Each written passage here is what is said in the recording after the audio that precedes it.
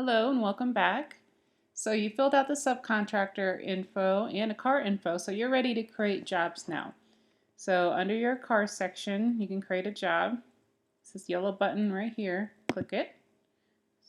This is the best way to create a job because it will remember what you had on the page before. So here we are.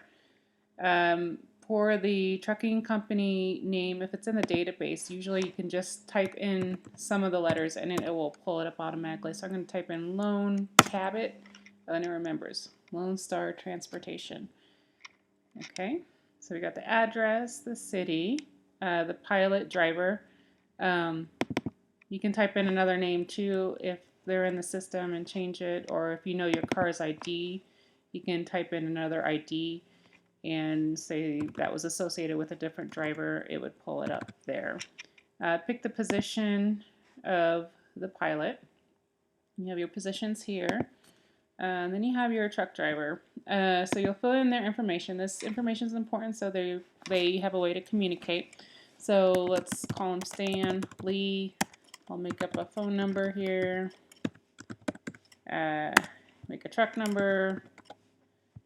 Trip number, just adding random numbers. Load description, it's right here. So you have different descriptions that you can choose from. And your start location, say Colorado Springs to say Cheyenne, Wyoming. Okay. Status, let's make this a new job right now. How do you want to pay? ACH we can say. And how are you going to charge? So we'll just pick the general mileage, but you have different options here. So we'll add that.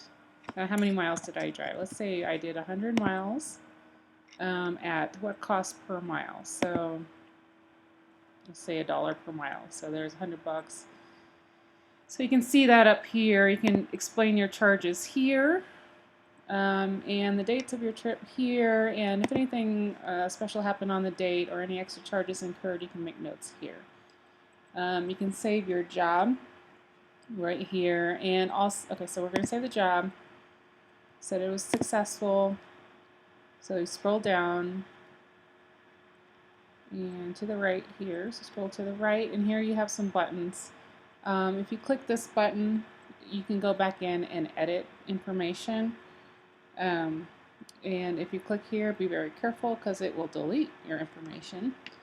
So use that with caution. And we will talk about the save button and creating invoice in the next video. Thank you.